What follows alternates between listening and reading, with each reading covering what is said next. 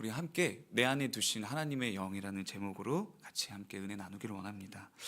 사랑하는 성도님들, 우리가 함께 에스겔서를 읽고 있습니다. 또 더불어서 또 같이 요한계시록을 함께 묵상하고 있지요. 두 본문들을 우리가 계속 읽다 보면은 하나님께서 그의 사자에게 또는 선지자에게 또 그의 메신저에게 하나님께서는 언제나 환상을 보여주시고 또 앞으로 일어날 일들에 대한 하나님의 뜻을 예언해 주시는 것들을 우리가 함께 목격하고 있습니다. 이 환상에 대한 내용들을 들을 때 굉장히 신비한 이야기 또는 그냥 상상하면서 읽어보면은 정말 무슨 어린아이가 그려놓은 듯한 그림처럼 뭔가 뒤죽박죽 섞여 있는 이미지를 얻곤 하는데요. 우리가 함께 이 맥락 안에서 그리스도 중심 성경을 우리가 읽고 있지 않습니까? 창세기부터 시작해서 하나님께서 세상을 시작하시고 또 역사를 이끄시는 그 하나님이 하나님의 사랑하는 백성 이스라엘을 향해서 하나님께서 항상 원하셨던 것은 무엇이었는가? 하나님이 그들을 아는 것처럼 그들도 하나님을 알게 되는 것이었습니다. 그러나 어떻습니까? 실상이 이스라엘은 언제나 구원하심의 목적인 즉 서로에게 소속되어지는 것을 살아내지 못합니다. 내가 누구인가? 나는 하나님의 소유입니다. 하나님은 누구십니까? 세상을 지으시고 나를 택하시고 나를 소유 삼으신 분, 그는 나의 목자, 나의 아버지, 나를 먹이시고 기르시는 분. 그래서 출애굽부터 시작해서 하나님의 언약은 무엇인가? 소유입니다. 즉 하나님과 내가 서로에게 속하였다라는 이 언약, 이 약속에 기반한 세계관을 가지고 우리가 살아가고 있습니다. 오늘 내가 이 선을 행할 수 있는 이유는 내가 도덕적이고 착하고 초등학교 때부터 우리가 바른 생활을 배웠기 때문이 아니라 우리가 누굴 닮았기 때문에 아버지 하나님을 닮았고 우리가 선을 행하는 이유는 우리가 사랑하는 아버지의 뜻이기 때문입니다. 그래서 우리는 하나님을 기뻐하는 그 마음으로 하나님께서 행하라고 말씀하신 그 규례들을 따라 살아갑니다. 그 규례를 따라 살 때 하나님의 인정을 받기 위해서가 아니라 우리가 하나님을 먼저 사랑하기 때문에 그 뜻을 살아낼 수 있다라는 것이죠. 그러나 현실이 어떻습니까? 이스라엘은 이 현실에 압도되어져서 살아갑니다. 눈에 보이는 것을 쫓습니다. 그것이 결국 우상들에게 하나님을 내어주는, 하나님의 자리를 내어주는 그 지경에 이르기까지 흘러가는 것을 우리가 바라보고 있죠. 무엇입니까? 계속된 실패의 반복들입니다. 그래서 바알을 비롯한 우상 숭배가 이스라엘 안에 성행하고 그 일은 결국 하나님의 마음을 아프시게 함과 동시에 이스라엘 마음이 현실화되는 것을 자꾸만 꿈꾸게 부추긴다라는 것이죠. 이스라엘이 꿈꾸었던 현실은 무엇이었는가? 그리고 그들이 꿈꾸는 그 비전은 무엇인가? 우리도 다윗 때처럼 또 솔로몬 때처럼 대국이 되고 싶다. 우리도 땅을 넓히고 싶다. 우리가 선민인 것을 이 세상으로 하여금 알게 하고 싶다. 무슨 역사일까요? 자아 실현입니다. 자기의 중심의 꿈들이 이들 안에 그리고 이들이 바깥을 바라보고 있는 방향이었습니다. 하나님께서는 계속해서 너와 내가 같이 중심이 되는 삶, 너와 내가 함께 거하는 삶을 살자고 계속 손을 건네시고 당신의 메신저들을 계속 보내시면서 회개하라, 돌아오라고 계속 말씀하시는데 이스라엘은 하나님이 중심되고 하나님께 속한 삶보다 하나님과 분리되어서 내가 무엇을 좋아하는지를 탐구하고 내가 무엇을 잘하는지를 탐구하고 내가 이루고자 하는 나의 이상향을 계속해서 탐색하는 그러한 행위들을 이 선지서들을 통해서 우리가 함께 볼 수 있습니다. 그런데 역사가 기록한 그 자아 실현의 종착점은 무엇입니까? 우리는 이 성경을 읽어서 그리고 이전에 있었던 이사야부터 시작해서 계속 읽었기 때문에 우리는 알고 있습니다. 이스라엘의 종착점은 무엇입니까? 나라의 멸망이라는 것입니다. 나라가 망해버려요. 그 꿈의 종착점에는 하나님이 안 계세요. 하나님을 위해서 나의 꿈을 이루겠다고 우리가 쉽게 이야기하곤 하지 않습니까?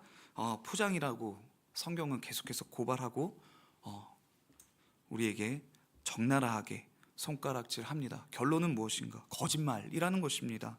하나님을 위한 게 아니라 지극히 나를 위한 나에 의한 삶이라는 것이 바로 이 이스라엘의 실패의 역사를 통해서 우리가 우리의 자신은 또 이스라엘의 현재를 그 상태를 우리가 볼 수 있게 되었다는 것이죠. 그것이 누구의 진노를 불러일으키는가? 세상의 진노가 아니라 하나님의 진노를 사게 되었다라는 것입니다. 사랑하는 성도님들, 이것이 이스라엘의 현실입니다. 아버지를 저버리고 수많은 이방의 신들을 아버지라 부르면서 믿고 따르던 더럽혀진 이스라엘. 사랑하는 성도님들은 이 삶이 수천 년 흐른 이 현대를 우리가 함께 살아가면서도 이 역사들이 반복된다는 것을 우리는 확인할 수 있습니다. 오히려 이 지금 현대, 고도화된 이 현대에서 우리는 무엇을 느낍니까? 이런 것이 더 이론화되었고 지식화되어서 우리가 쉽게 접할 수 있고 찾아볼 수 있게 되었다라는 것이죠. 그리고 그 이론은 우리를 이렇게 정의합니다. 인간은 생존 본능이 있다. 자기의 삶의 안정을 찾는 것이 인간의 특징이다. 인간은 기본적인 의식주가 안정되고 나면 인간은 자아의 눈을 뜨고 그 자아를 실현하려는 본능으로 살아간다.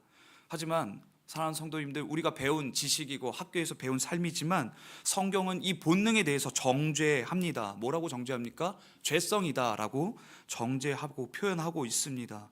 죄성의 본능은 무엇인가? 자기 정체성, 하나님께서 우리를 지으시고 창조하시고 디자인하셨다라는, 우리 삶에 지어진 목적이 있다라는 그런 정체성을 잃고 자신이 하나님이 되려는 본능이라고 성경은 이야기합니다.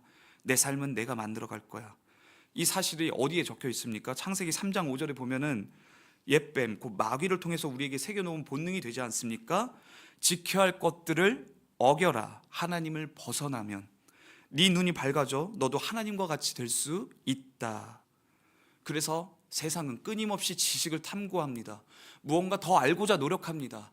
많은 것을 알게 되면 그것이 힘이 되어서 우리는 곧 우리의 인생을 구원할 수 있게 될 거야 라고 헛된 꿈을 꾸며 살아가고 있다라는 것입니다. 우리는 모두가 주인된 삶을 살라고 부추기는 이 세상을 살아갑니다. 이 삶 속에서 하나님은 절대 그 사랑하는 백성을 그냥 두실까요? 두지 않으십니다. 그것이 우리가 읽고 있는 이 지긋지긋한 실패와 구원의 반복된 역사 가운데서 우리가 같이 얻게 되는 메시지라는 것입니다. 하나님은 절대로 포기하지 않으십니다. 하나님은 그 옛적 아브라함으로부터 시작해서 오늘의 신약시대에 이르기까지 약속하십니다. 그것은 무엇인가? 하나님의 영이 역사하신다는 약속입니다. 하나님께서 구원을 이루시겠다라는 약속입니다.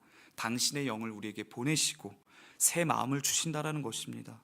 결국 오늘 우리가 함께 보고 있는 이 본문이 그 약속을 우리에게 전하는 것은 의미가 무엇인가? 잘못은 우리가 했는데 책임은 누가 진다? 하나님께서 지신다라는 내용입니다. 사랑하는 성도님들, 저는 20대 중반에 참 신기한 경험을 했습니다. 방언의 체험입니다. 찬양 사역을 시작했던 시기인데 경건 훈련을 받으면서 매일매일 여름방학 오전 시간이 되면은 개인 예배를 드리면서 기도를 하는 시간들을 훈련받았습니다. 그 기도하는 시간들이 계속 흘러가는 와중에 제 입술에서 알 수 없는 말들이 튀어나오는 경험을 했습니다. 한참을 기도하고 있는데 제 말이 이상해지는 것을 느꼈습니다. 그리고는 기도를 멈추고 묘한 기분에 사로잡힙니다. 그 알 수 없는 그 묘한 기분을 가지고 담당 목사님을 찾아갔고 또 공동체 형제 자매를 통해서 이런 격려를 들었습니다. 하나님께서 주신 선물이니 평안을 가지고 계속 기도해라. 그래서 그 격려를 받고 나서부터 기도할 때 그렇게 신비한 말이 또는 알 수 없는 언어들이 들리기 시작하면은 계속해서 안심하고 기도하기 시작했습니다. 설렜습니다. 말로만 듣던 성령 충만을 내가 지금 경험하고 있구나. 이 특별한 감정을 느꼈습니다. 그때부터 은사를 경험하고 예배 속에서 감동하고 또 심지어 치유의 현장도 목격하는 하루하루를 보냈습니다. 그런데 이상함을 느꼈어요. 그 모든 신령한 체험에도 불구하고 제 마음이 어떠했는가? 자꾸 관계 가운데서 상처를 받아요. 그리고 문제의식만 계속 올라옵니다. 해결도 되지 않는 그 문제의식만 계속 가지면서 불만족스러워합니다. 그리고 나서는 계속 내 자아 실현의 중심으로 내 기도가, 내 방향이 고정되어 가고 있습니다. 분명히 내 입술은 방언을 하고 있는데, 그리고 성령께서 분명히 내 안에서 내 감정까지 흔드시면서 나는 기도를 하고 있는데 왜 나는 여전히 나 중심적이고 내 삶의 방향조차도 자꾸 하나님께서 알려주신 길보다도 내가 자꾸 결정하려 하는가? 그래서 말씀을 읽어도 그리스도 중심으로 읽지 않고 나 중심으로 읽습니다. 성경을 읽는 이유에 목적을 잃기 시작합니다. 말씀은 내게 깨달음을 줘야 하고 나로 신비로운 경험을 해야 하며 자극적인 감동이 있어야 하고 나를 지식이 충만한 가운데 이끌어줘야 한다는 이 자아실현과 자기 개발의 방향으로 나를 자꾸만 인도하고 있는 것입니다. 무엇입니까? 여러분, 신앙생활의 양극단을 달리는 것을 제가 경험했다라는 것입니다. 20대 중반에 성령을 중요하게 여기니까 자꾸 신비주의로 빠집니다. 말씀을 중요하게 여기면서 말씀 하니까 점점 어떻게 됩니까? 지식주의로 빠져버리는 이 양극단에 서게 된다는 것입니다. 사랑하는 성도님들, 그래서 제가 고백드립니다. 제가 성령을 몰랐습니다. 그분을 능력처럼 느꼈고 나를 특별하게 하는 특징이라 여겼습니다. 방언이 어느새 사람들과 나의 사이를 갈라놓는 내가 특별한 존재가 되게 하는 특징이 되고 있었다라는 것입니다. 기도의 유익을 느끼고 공동체를 위한 그런 중보의 길로 인도되음이 아니라 목적이 상실되어져서 나의 능력을 성령이다라고 성령을 소유하려 했다라는 것입니다. 그리고 말씀에 나오는 그 약속대로 살지를 못해서 나는 그분께 소유된 존재로 살지 않으면서 성령은 나를 위해 존재해야 한다는 이런 교만한 태도를 가지고 성령께 이끌려서 매일 예수께 가까이 가기보다는 기도 많이 해서 내가 신령해지고 말씀 많이 읽고 봉사해서 내가 더 현명해져야 한다는 그러한 성령을 그저 나의 도우미로 전락시켰던 것이죠. 사랑하는 성도님들, 어떠십니까? 여러분들의 삶 가운데서 우리가 성령에 대한 이야기 그리고 성령 충만을 구하는 기도를 하지만 그 안에서 우리의 방향과 우리의 마음은 혹시 성령을 인격으로 대하는 것이 아니라 성령을 나의 삶 가운데 나의 유익을 위해 종속시키려는 시도들이 우리 가운데 있지 않습니까? 사랑하는 성도님들, 제가 20대 중반에 겪었던 이 상황들이 어떻게 보이십니까? 이것은 성령의 역사입니까? 성령께서 이끄시는 목적지로 제가 지금 달려가고 있습니까? 이스라엘은 하나님의 임재를 눈으로 확인하는 삶을 살았음에도 불구하고 길을 잃는 모습들을 우리가 함께 지금 바라보고 있지 않습니까? 하나님은 당신의 메신저들, 선지자들을 보내서 계속 그때마다 어떻게 하십니까? 회개하라, 돌아오라 라고 우리에게 알려주시면서 나를 힘써 알라라고 이야기하십니다. 신비로 들어가는 것이 아니라 지식으로 알물 추구하는 것이 아니라 하나님을 만나 경험하게 되는 나를 힘써 알라. 우리가 이 하나님을 힘써 아는 것에 자꾸만 놓치게 되다 보니 자꾸만 하나님을 인격으로 대하기보다는 자꾸만 나의 수단과 도구로만 여기려고 하는 그러한 모습이 우리 가운데 분명히 존재한다라는 것입니다. 여러분, 어떻게 들리셨습니까? 방금 말씀드린 저희 20대 모습과 이 이스라엘 모습이 서로 유사하지 않습니까? 하나님이 분명 존재하시고 말씀하시고 역사하심에도 불구하고 길을 잃을 수 있다 없다? 잃을 수 있다라는 것입니다. 성령 충만 속에서도 죄가 여전히 지독하게 나를 사로잡으려 하고 나로 하여금 하나님과 함께함에 대해서 자꾸만 자기 기만적인 생각들로 나를 예수께로 인도하기보다는 자꾸만 나의 유익만을 구하게 되는 그러한 자기 개발의 영성을 우리가 갖게 된다라는 것. 여러분들, 이런 상황들은 비단 우리에게만 존재하는 상황이 아닙니다. 예수님도 똑같은 경험을 하셨습니다. 예수님께서 공생애를 시작하시기 전에 40일간 금식하면서 성령께서 충만함 가운데 제일 먼저 예수를 인도하여 마주하게 하신 것이 무엇입니까? 사탄입니다. 사탄이라는 것입니다. 그리고 세상의 유혹을 바로 정면에서 충돌할 수밖에 없게끔 성령께서 인도하셨다라는 것입니다. 오늘 본문 말씀 23절에 우리 후반부를 한번 읽어볼까요? 한번 읽겠습니다. 시작. 거룩함을 나타내리니 내가 여호와인 줄 여러 나라 사람이 알리라. 주 여호와의 말씀이니라. 아멘. 아멘. 오늘 본문은 그렇게 지독하게 자기중심으로 살아가는 이스라엘에게 사고치고 타협하면서 하나님의 이름을 더럽힌 그 이스라엘에게 하나님께서 지금 반응하시는 말씀입니다. 하나님을 죄성으로 하나님 없이 살려는 우리의 앞에서 먼저 무엇을 회복하려 하시는가? 당신의 이름을 회복하시겠다라고 말씀하십니다. 여기서 우리는 우리에게 성령을 주시는 목적을 알 수 있습니다. 사랑하는 성도님들, 성령은요, 우리에게 주시는 목적이 무엇인가? 우리를 기분 좋게 하기 위함이 아니라, 나를 특별한 느낌을 갖게 하려고 하는이 아니라, 나로 하여금 뭔가 초자연적인 능력을 뻥뻥 쏘게 하려고 하는 것이 아니라, 우리 삶을 통해서 하나님의 이름이 거룩히 여김을 받게 하기 위함이라는 것입니다. 사랑하는 성도님들, 성령님은 우리를 위한 도우미가 아닙니다. 우리 안에서 하나님을 위한 통치자가 되신다라는 것입니다. 주권이 우리에게 있지 않다라는 것이에요. 구원이 우리의 의지와 노력에 있지 않다라는 것입니다. 하나님이 말씀하세요.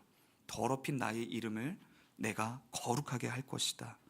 이 절망 속에서 구원의 주체는 누구인가? 하나님이 되시고, 하나님이 이 사역의 원동력을 일으키시겠다라는 그 의지를 하나님의 당신의 백성을 향해서 선포하고 계시다라는 것입니다. 그렇기 때문에 사랑하는 성도님들, 우리의 어떤 죄된 선택도 하나님은 방해받지 않으세요. 이걸 기억하세요. 우리의 어떤 죄된 선택도 하나님을 방해할 수 없다라는 것입니다. 구원이 우리에게 있지 않기 때문이에요. 사람이 근거가 되지 않다라는 거예요. 하나님이 이유 되시고 원인이 되신다라는 거예요. 하나님이 스스로 구원을 이루어 가신다. 이 표현이 이사야 59장에도 등장합니다. 이사야 59장 21절 우리 함께 읽겠습니다. 시작. 여호와께서 이르시되 내가 그들과 세운 나의 언약이 이러하니 곧 네 위에 있는 나의 영과 네 입에 둔 나의 말이 이제부터 영원하도록 내 입에서와 내 후손의 입에서와 내 후손의 후손의 입에서 떠나지 아니하리라 하시니라. 여호와의 말씀이니라. 아멘. 아멘. 주님께서 우리와 맺으신 그 언약을 우리는 지킬 힘과 능력이 없는데, 하나님께서 주도적으로 하나님의 영과 우리 입술에 두실 그 말씀을 이루어 가시겠다라고 말씀하십니다. 그런데 사랑하는 여러분들, 말씀이 이렇게 매일 우리에게 임합니다. 하나님의 영도 우리에게 매일 임합니다. 그리고 주님의 마음으로 우리를 깊은 기도로 인도합니다. 그런데 오늘 이 말씀이 우리에게 있지만 우리의 삶은 어떻습니까? 제가 방금 이야기 들렸던 제 20대의 삶에 대해서 성령께서 찾아오시고 충만함도 느끼고 내가 특별해졌다라는 감각도 있는데, 제 삶이 어떻던가요? 교만과 그리고 성령님을 인격으로 대하지 않고 나의 수단으로 여기려고 하는 이 잘못된 길을 분명히 가게 되는 이러한 딜레마를 겪을 수 있다라는 것입니다. 삶이 바뀌지 않는다라는 거예요. 하나님의 영이 임하고 우리가 말씀을 아무리 잘 알고 있다 해도 삶이 바뀌지 않았다라는 것입니다. 그렇게 성경을 알고 있고 예배를 드리며 오늘도 찬양하고 있는데, 하지만 매일 반복되는 우리의 삶 가운데서, 그리고 우리가 마주하는 이 수많은 결정들의 순간들, 또 우리가 돈 앞에서, 관계 앞에서 우리는 여전히 어떠한 태도를 자꾸만 고수하는가? 자기 중심성을 가지고 하나님 앞에 반응한다라는 것입니다. 왜 그러한가? 내가 누구인지, 누구에게 연결되어 있는지, 누구의 소유인지, 누구의 말씀으로 살아가는지 모르고 끊임없이 우리가 하나님을 불신하기 때문인 것이죠. 사랑하는 여러분들, 40일을 굶은 자에게 빵은 무엇이 됩니까? 구원이 됩니다. 구원의 양식이 됩니다. 그런데 40일을 금식하신 예수를 성령께서 사탄에게 인도하셨습니다. 그리고 말씀하십니다. 사탄을 향해서 예수께서 사람이 떡으로 사는 것이 아니라 하나님의 말씀으로 살아간다고 말이죠. 여러분들, 굶어 쇠약해 가는데 예수님께서 그 정체성과 삶의 기준점을 여전히 어디에 두고 계십니까?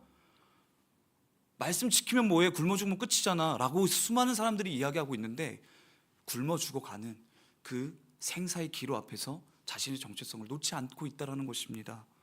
기준점을 여전히, 삶의 기준점을 하나님께 두고 계십니다. 아버지를 사랑함으로, 끝까지 순종하는 마음으로 인내하시는 예수님을 바라보십시오. 그런데 우리는 어떠합니까? 그런 마음이 없어요. 입술에 말씀은 두어도 마음의 말씀을 두지 않고 살아가니까 순식간에 변하는 세상을 바라보면서 빠른 변화에 감탄합니다. 놀라고 부러워합니다. 뉴스만 보면 하지도 않는 주식을 자꾸만 사야 될 것만 같아요. 살지도 않을 집을 자꾸만 투자하라고 자꾸 추근댑니다. 그리고 누군가는 몇십 채를 두고 사고 팔고 언제 사고 팔 건지에 대해서 계속 고민하며 살아갑니다. 그리고 비교하면서 초라함을 느끼고 이렇게 기도합니다. 하나님은 무엇을 하시는가? 이 세상에서 당신의 자녀, 당신의 백성이 권세를 누리고 살아가도록 내 삶 가운데 이 현재의 실제와 세상의 질서가 되어주셔야 되는 것이 아닌가? 우리가 때로 이런 마음을 가지고 하나님 앞에 기도한다라는 것이죠. 세상 가운데서 우리가 그들의 이생의 자랑과 그리고 정욕의 안목의 정욕을 계속해서 두고 비교하면서 우리 스스로가 자꾸만 초라해지는 거예요. 나의 정체성은 분명히 하늘나라에 하나님께 입양된 공주 왕자인데도 불구하고 계속 이 땅 가운데서 근근히 살아가는 듯한 느낌, 옆집이 나보다 조금 더 가진 것 같아서 마음의 어려움을 가지고 살아간다라는 것입니다. 사랑하는 여러분들, 하나님이 우리에게 그의 영으로 확정하시고 그의 능력으로 우리와 동행해 주시는 분이 되신다라고 말씀합니다. 사도 바울은 말해요. 빌립보서 4장 11절에 내가 궁핍함으로 말하는 것이 아니라, 제가 읽어드립니다. 어떠한 형편든지 나는 자족하기를 배웠다. 그래서 어떻습니까? 13절, 내게 능력 주신 자 안에서 내가 모든 것을 할 수 있느니라. 수많은 스포츠 운동가들, 또 수많은 사람들이 말씀 좀 읽었다고 하는 사람들은 또는 자신의 몸에다가 문신까지 그리면서 이 구절들을 매겨 놓습니다. 그런데 방향성이 어디에 있습니까? 자꾸만 13절, 내게 능력 주신 자 안에서 내가 모든 것을 할 수 있다.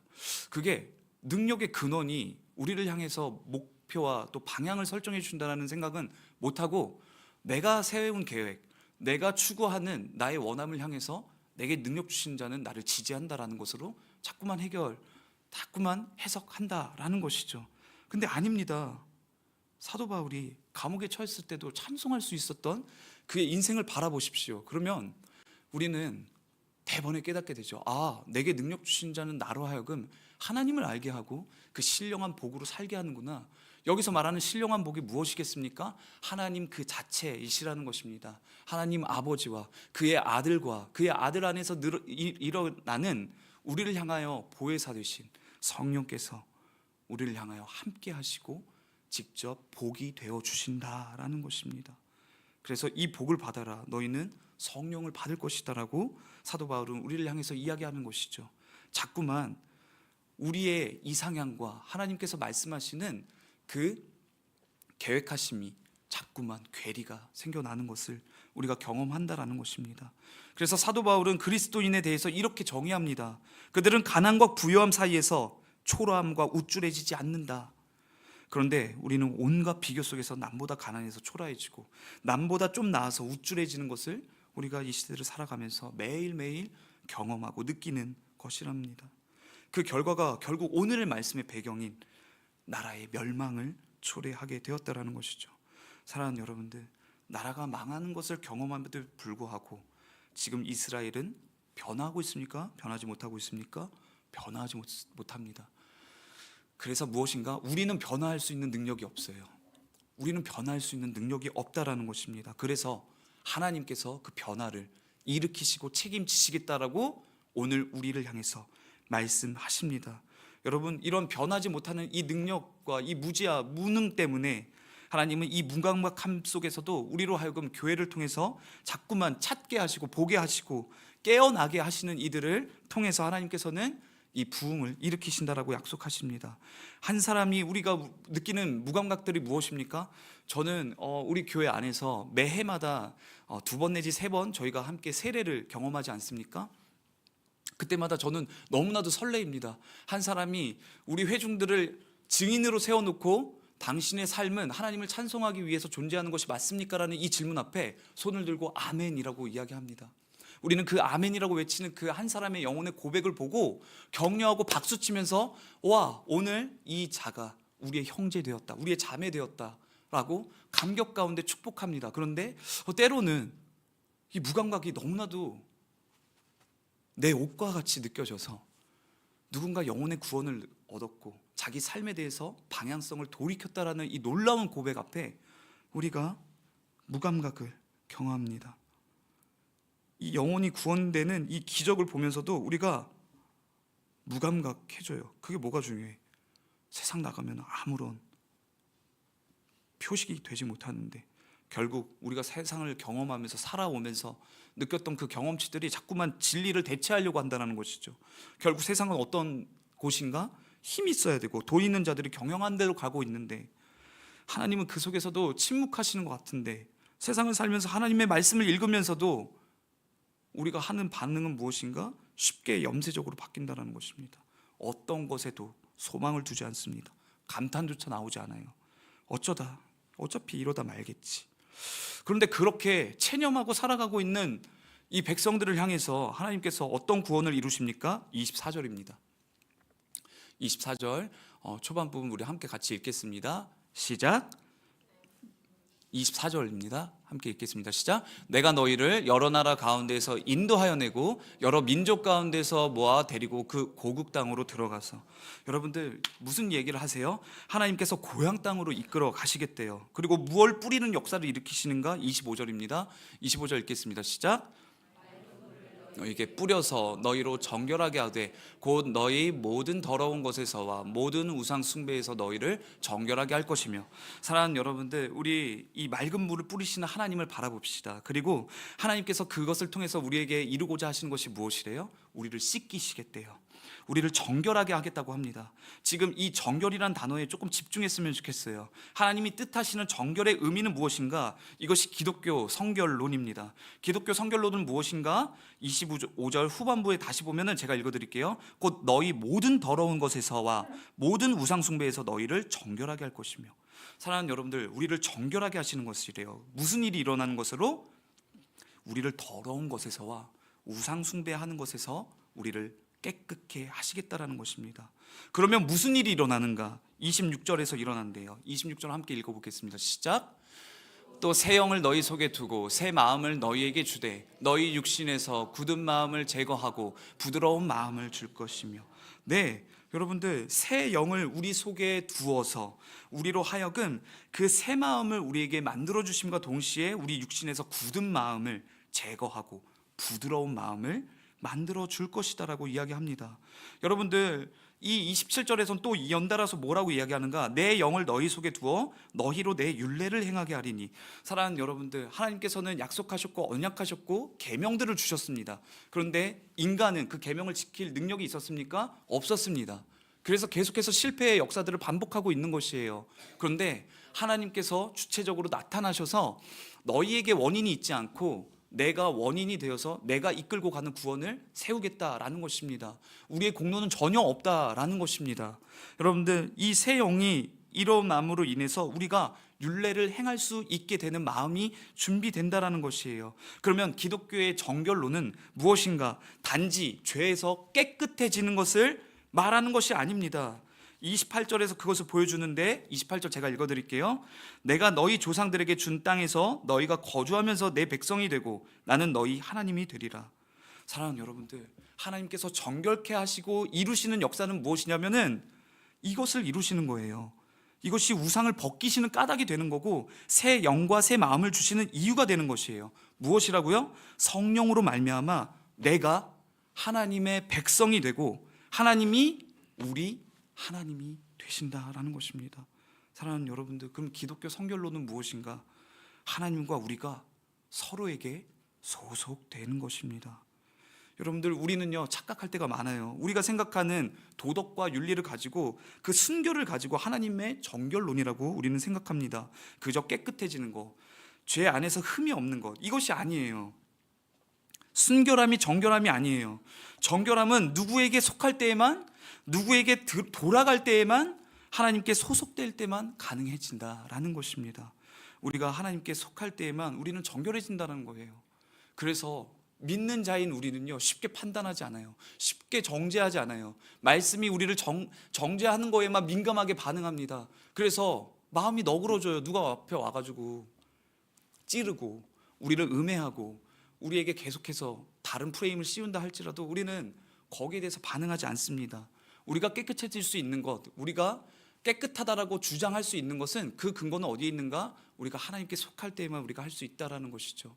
세상은 알게 될 거예요. 우리가 하나님께 속했었을 때 우리가 우리의 능력과 애씀으로 도덕과 윤리를 지켜나가는 것으로 증명되는 것이 아니라 주님의 영이 우리 안에서 역사하시면서 우리로 하여금 새 마음을 갖게 하시고 이 말씀으로 하여금 사모하게 해서 지킬 수밖에 없게끔 우리를 이끌어 가신다라는 것이죠. 그래서 우리는 고백할 수 있게 되는 것입니다. 세례를 받고 새롭게 태어나는 우리의 형제자매를 향해서 보라, 이전 것은 지나갔으니 새 것이 되었도다. 새로운 피조물을 향해서 우리가 감격하면서 박수 쳐줄 수 있으면서 함께 안고, 그리고 이 세상 가운데서 그 정체성을 잃지 말고 함께 지켜주고 보호하는 삶을 살아갈 수 있게 된다는 것이죠. 이때 이 진정한 정결은 하나님께 소속을 확보하고 우리의 내면과 삶의 거룩한 변화가 일어나는 것을 의미한다라는 것입니다. 단순히 윤리와 도덕으로 해결되지 않는다라는 것이에요. 그러니 사랑하는 성도님들, 우리는 다시 성령 충만으로 돌아와서 기억해야 돼요. 영성 신학자 중에 하나 고든 디피의 일화가 있는데, 고든 디피가 이렇게 이야기합니다. 성령의 충만의 기준은 방언이 아니라 사랑이다.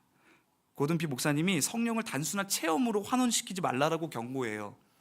그는 말해요. 성령 충만한 사람은 반드시 공동체 안에서 사랑을 이루는 사람이다라고 강조하는 거예요. 사랑이 없고 공동체를 무너뜨리는 방언과 은사는 진짜 성령의 결과가 아니라는 거예요. 여러분들, 우리는요 은사 체험을 하면서 자꾸 성령을 경험했다라고 여겨요. 여러분, 선물을 받으면서 선물 안에서 인격을 경험할 수 있습니까? 아닙니다. 그건 단순히 선물, 결과라는 것입니다. 성령께서는요 직접적으로 나타나신 일이 없으세요. 성경을 읽어보십시오. 성령께서 짠, 나 성령 파워 이렇게 하십니까? 안 그러세요. 그래서 성령님은 언제나 그 내면 안에서 읽어내시고 그들의 영들을, 그들의 의지를 예수께로 인도하셔서 말씀을 지켜낼 수 있게 하는 이 사역, 에스겔서가 오늘 우리에게 보여주는 이 사역으로 나타난다는 것입니다. 예전에 저는요 정말 한국교회 가운데 바람처럼 불었던 그런 무브먼트가 있었습니다. 은사주의예요. 막 기도하고 막 장풍 쏘면 나 가만히 있었는데 막 뒤로 막 날아가고, 나 누가 땡기지도 않았는데 나 쓰러졌어 이러면서 그런 체험 가지고 신비해하면서 그 안에 막 현상들을 따라가고 쫓아다니는 그러한 현상들이 한국교회 가운데 분명히 있었습니다. 어금니가 막 금리발로 바뀌어가지고 짜잔, 나 오늘 공짜로 나 크라운 씌웠어 이러면서 그것을 하나님의 은총이라고 여기면서 했던 거. 물론 하나님은 우리의 이빨을 금리발로 다 바꿀 수 있습니다. 힙합으로 할 수 있어요. 플렉스 하면서 할 수 있어요. 근데 하나님께서 목적하시는 것은 우리로 하여금 자랑하고 내세우는 것이 아니라 우리가 주께로 인도되어지는 진정한 회개의 방향성이 주께로 인도되어짐을 우리에게 나타낸다라는 것입니다. 그러니 성령님은 능력의 하나님이신 뿐만 아니라 하나님 자신의 임재라는 것을 우리는 기억해야 됩니다. 우리는 초자연적 현상만을 쫓아가는 그런 신비주의자들이 아니에요. 우리는 말씀을 읽으면서 말씀을 계속 공부만 하는 그런 지식주의에 빠지지도 않아요. 우리는 살아계신 하나님께서 우리를 매일마다 인도하시고 깨닫게 하시고 더 하나님의 공동체와 교회를 세우고 든든하게 하는 그러한 하나님의 뜻 가운데 우리를 인도하시는, 동행하시는 그 언약의 하나님이시라는 것입니다.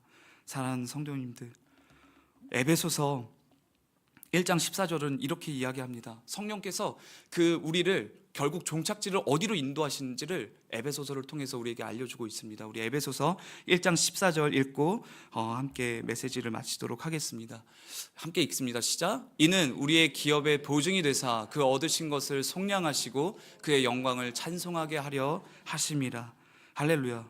사랑하는 성도님들, 성령의 사역은요 결국엔 찬송으로 끝납니다. 그분이 나를 속량하시고 내가 더 이상 문제 중심, 자아 중심, 상처 중심이 아닌 하나님의 찬송의 중심으로 우리를 살아가게 하시는 존재가 되어 주신다는 것입니다. 그러니 성령의 충만의 증거는 여러분들 눈물이 아니에요, 방언이 아니에요, 축사가 아니에요, 신유가 아니에요.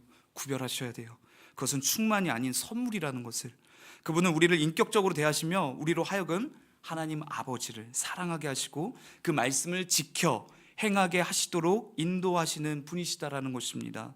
그 사역의 방향은 우리의 삶의 방향이 하나님을 찬송하는 삶으로 전환되는 것이라는 것을 기억하시길 바랍니다. 그래서 여러분들 잘 아시는 우리 유진 피터슨 목사님과 제가 방금 소개시켜드렸던 고든피 목사님, J.I. 패커, 이 영성신학자들이 이렇게 이야기합니다. 사랑하는 여러분들, 신학은요 지식이 아닙니다. 찬송하는 것입니다. Theology is doxology. 사랑하는 여러분들, 우리는 성령님을 통해서 신비에 빠지는 인생이 아닌, 말씀 때문에 지식에만 몰두하는 삶이 아닌 새 영과 새 마음으로 말미암아 하나님을 기뻐하고 찬양하는 인생으로 부름받음을 기억하시는 우리 성도님들 되시기를 예수의 이름으로 축원합니다.